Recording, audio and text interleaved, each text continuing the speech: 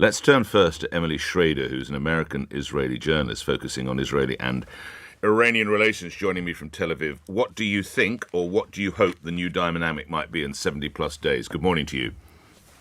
Good morning. Good to be on with you.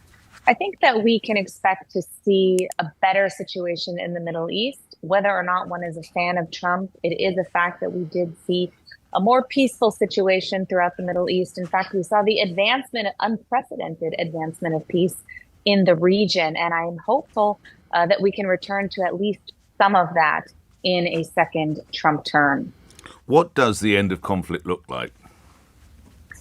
I think the end of conflict requires managing the Islamic Republic of Iran. I don't think we're going to see an actual end to all of the conflict in the Middle East until we actually see a regime change in Iran.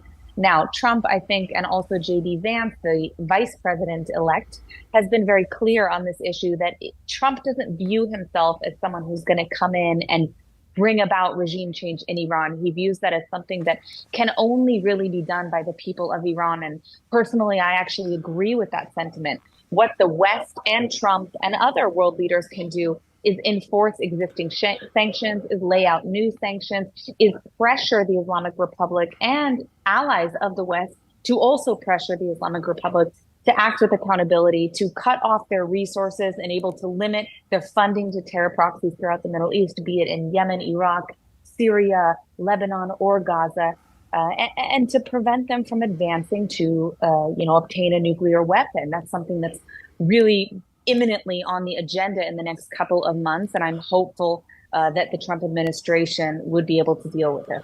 How much is there a danger, Emily, that rightly or wrongly, the other sides might see Donald Trump as being too close to Israel? I don't actually think it's a danger. I think, if anything, it's a good thing. While one might not agree with Israel's approach or Israel's policy or the execution of the war in the last year, these can all be legitimate criticisms. The fact remains that Israel is standing on the side of a Western democracy. It is the only country in the Middle East that is doing so. And unfortunately, what we have seen is the Islamic Republic of Iran use the Middle East as basically a base for all of their terror proxies.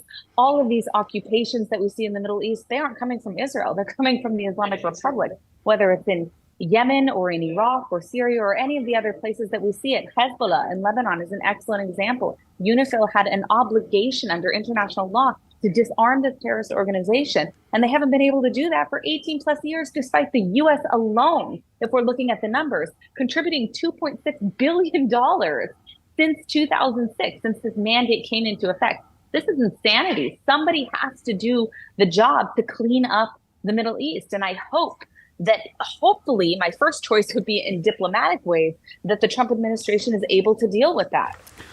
How likely is it that both sides want a reset? I think that, I don't know if you're talking about Israel or the United States here, or Iran. All parties ready for a reset. I think that Israel and the United States would be happy for somewhat of a reset. I don't think that as long as you have the regime in Iran that you have today, I don't think that that's what they're looking for at this point. However, the Iranian people are screaming from the rooftops for exactly this. They do want a reset.